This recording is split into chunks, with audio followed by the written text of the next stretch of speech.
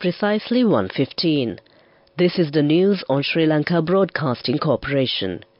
News is edited by Danushka Madhavela, read by Sabrina Zawahir. The headlines. No tsunami threat to Sri Lanka from the strong earthquake strikes off North Sumatra. More than 1,500 suspects arrested during the past 24 hours of the Yukti operation. The Northern Railway line will be closed for renovation from the 7th of next month. Treasury releases funds for all approved pavements in 2023. Initial works of the Sri Lanka's new digital ID project will commence from the next month. A free trade agreement will be signed between Sri Lanka and Thailand. Special traffic plan will be implemented tomorrow. And in world news, Russia says Ukraine endangering own civilians. Now the local news in detail. National Tsunami Early Warning Centre says there is no tsunami threat to Sri Lanka at present with the effect of above earthquake. Therefore, the coastal areas of Sri Lanka are declared safe. Public is further informed that this message is announced in consultation with relevant national and international agencies. The advisory was issued following a 6.6 magnitude earthquake in the Indian Ocean of North Sumatra at 10:49 a.m. today. Earlier, a white warning has been issued by the National Tsunami Early Warning Centre, urging those living near and around the coastal areas to remain vigilant. Security forces have arrested over 1,500 suspects in a 24-hour window lasting until 12:30 a.m. today during the ongoing Yukti operation. Accordingly, 1,554 persons were arrested, while 590 grams of heroin, 1 kilo and 330 grams of ice, 6 grams and 330 grams of cannabis, 4,104 cannabis plants, 505 grams of mawa, and 119 intoxicating pills were seized during the special operation. Police further reported that 128 of the suspects arrested during this operation are listed as island reconvicted criminals with the Police Narcotics Bureau and Police Special Task Force. Thai Prime Minister Srettha Thavisin will travel to Sri Lanka to sign a free trade agreement in February, following the latest round of talks between the two countries, according to the Thailand Commerce Ministry. Director General of the Ministry's Department of Trade Negotiations yesterday told the media that Sri Lanka hosted the 9th round of FTA negotiations with Thailand from December 18 to 20th. FTA negotiations between the countries resumed in November after they were put on hold for 4 years due to the COVID-19 pandemic and ongoing restructuring of Sri Lanka's government agencies. The Director General said the latest round of talks agreed on rules on trade, services, investments and economic cooperation. The Thai Commerce Ministry will submit the results to the Cabinet for approval before the Premier travels to Sri Lanka to sign the agreement in February, as per an invitation by Sri Lankan President Ranil Wickremesinghe, she said. Despite being a small country of 22 million people, Sri Lanka plays a significant role in maritime freight to the Indian Ocean, and it's home to abundant natural resources such as gemstones, graphite and aquatic animals. Many industries in Thailand will benefit from the FTA, including those in automotive, fashion, gems, metal, electronic goods, machinery, rubber gloves, pet food and corn, she said. Adding the FTA will also benefit service firms, including those in finance, insurance, tourism and research and development. From January to October this year, the value of two-way trade between Thailand and Sri Lanka was worth more than $320 million. This news is brought to you by Sri Lanka Broadcasting Corporation. Continuing local news, Minister Dr. Bandula Gunawardena says that the train track between Colombo to Jaffna will be fully renovated before the Poson Poya next year.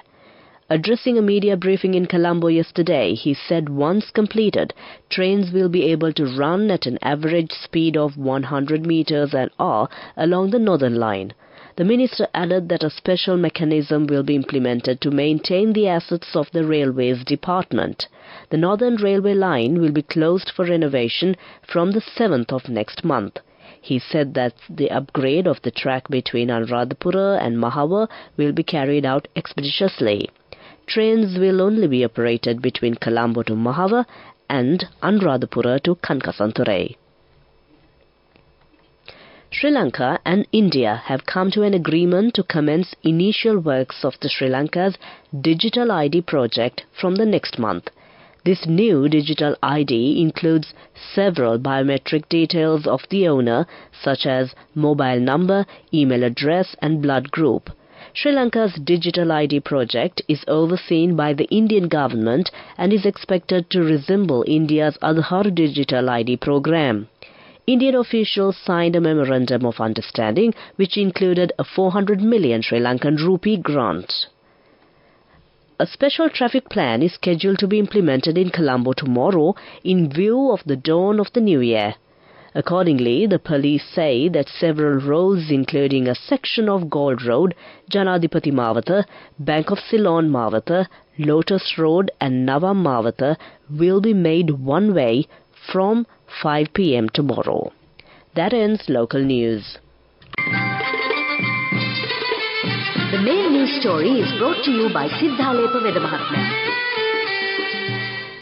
The Ministry of Finance has announced that in accordance with the 2023 budget provisions approved by Parliament, the Treasury has disbursed the required funds for all invoices certified by government agencies until December 15, 2023. This marks an unique occurrence as 2023 stands out as the only year in the past 25 years where all approved payments have been settled within the financial year. The Treasury has ensured the proper disbursement of funds for the retirement gratuities of officers who have retired from December 2022 up to December 19, 2023. This includes the settlement of arrears for retirement gratuities that should have been paid over a span exceeding 18 months leading up to the mentioned date.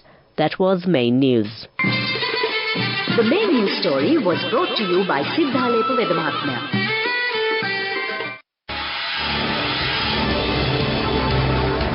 This is Watchlight.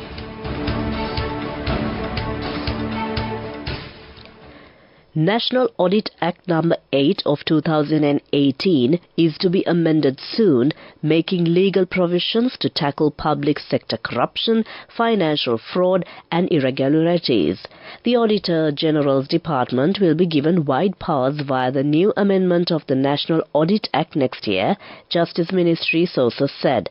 The new amendment of the National Audit Act will empower the Audit General to levy surcharges on officers, including Chief Accounting Officers, for failure to probably discharge responsibility for oversight and accountability for use of public resources.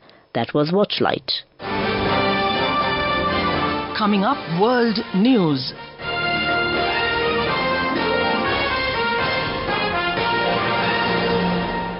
Taking a look at the headlines of the world news, Russia says Ukraine endangering own civilians. Iran executes 4 Mossad agents. Biden administration again bypasses Congress to sell military equipment to Israel. Now the world news in detail.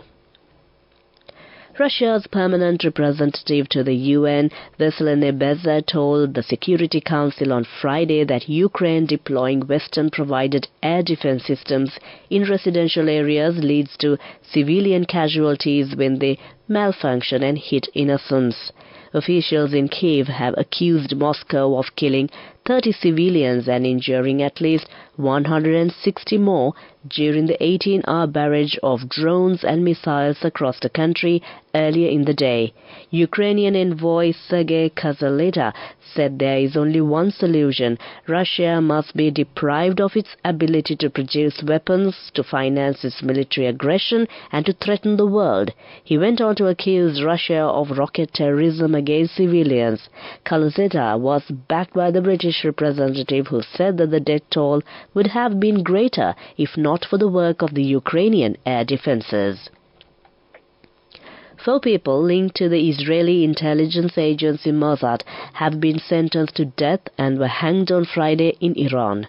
The Iranian media reports said that 3 men and 1 woman were the main suspects in an investigation involving a total of 10 persons who, according to Iranian authorities, were working for West Jerusalem to damage Iran's national security. The culprits, who were acting under the direct guidance of the Mossad intelligence officers, were seeking to identify Iranian security officials and kidnap them. Those held in captivity were then subjected to threats and torture as the Mossad agents tried to extract relevant security information from them, the Iranian Mizan news agency linked to the nation's judiciary reported. The group also kidnapped other people to force them to feed misinformation to the Iranian security services through threats and torture as well, it added. Biden administration for the second time this month has bypassed Congress to approve the transfer of nearly $150 million in military equipment to Israel amid the country's war against Hamas. Secretary of State Antony Blinken informed Congress that he has made an emergency determination to immediately approve the transfer of 155mm ancillary items including fuses, chargers and premiers that make 155mm shells functional, a State Department spokesperson said Friday. Earlier this month, the administration rushed forward a sale of thousands of munitions to Israel, bypassing the standard 20-day period that congressional committees are typically afforded to review such a sale. The State Department sent an emergency declaration to the oversight committees that more than 13,000 tank shells would be delivered to Israel without any further information, details or assurances. That ends World News. Prior to concluding, the headlines of the World News once again. Russia says Ukraine endangering own civilians. Iran executes 4 Mossad agents. Biden admin again bypasses Congress to sell military equipment to Israel. That ends World News. Development News.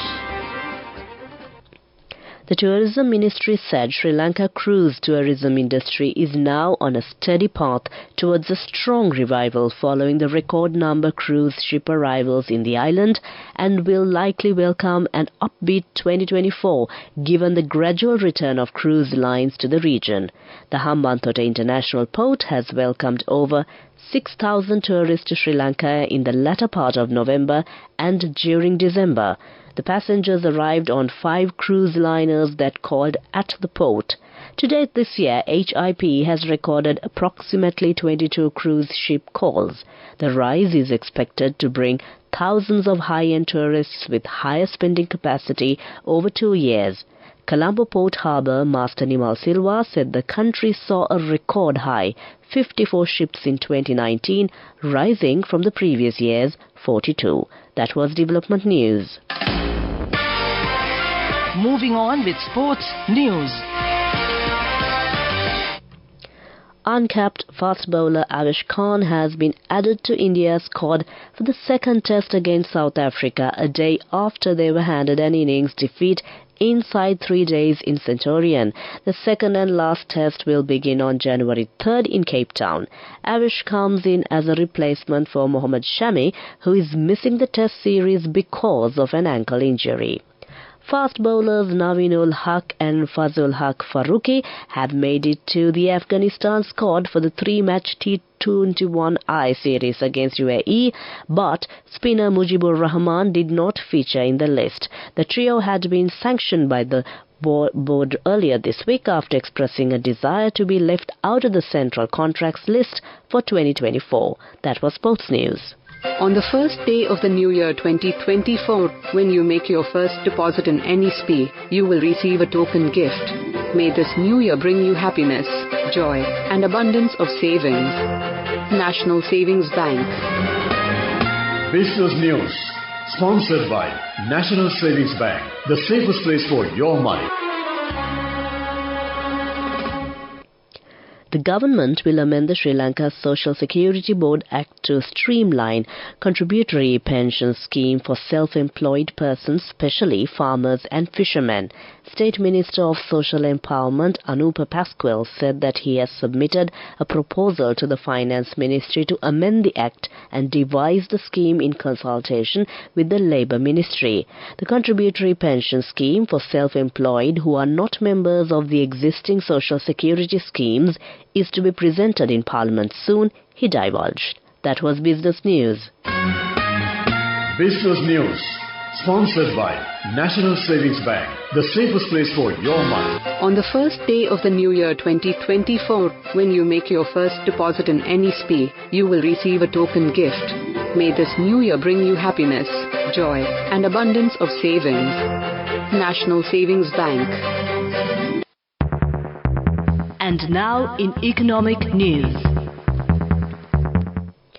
Central Bank Governor Dr. Nandalal Veerasinghe yesterday emphasized the crucial role of Parrot law in maintaining stability within the banking system and safeguarding the funds of depositors. Dr. Veerasinghe stated that the banking system and the depositors are impacted when loans which are provided for industries through public deposits are not repaid. During a press conference held at the Central Bank yesterday, Dr. Veerasinghe stated that the banking system's total liabilities amount to 16 trillion rupees. It was further highlighted that 81% of these liabilities consists of public deposits, while shareholders contribute 7%. That was economic news. Weather report. Finally, taking a look at the weather report, showers or thundershowers will occur at times in eastern and Nuwa provinces and in Polonnaruwa, Matale, Nuwara and Hambantota districts. Fairly heavy showers above 75 millimeters are likely at some places. Several spells of showers will occur in Northern Province and in Anuradhapura and Kandy districts. Showers or thundershowers may occur at several places elsewhere of the island after 2 p.m. Fairly strong winds, about 30 to 40 kilometers per hour, can be expected at times in eastern slopes of the central hills and in northern, north-central, northwestern, eastern, Uva and southern provinces. Misty conditions can be expected at some places in Sabragamua and western provinces during the morning. That was the weather report. Prior to concluding this bulletin of news, the headlines once again. No tsunami threat to Sri Lanka from the strong earthquake strikes off North Sumatra. More than 1,500 suspects arrested during the past 24 hours of the Yukti operation. The Northern Railway line will be closed for renovation from the 7th of next month. Treasury releases funds for all approved payments in 2023. Initial works of the Sri Lanka's new digital ID project will commence from the next month. A free trade agreement will be signed between Sri Lanka and Thailand. Special traffic plan will be implemented tomorrow.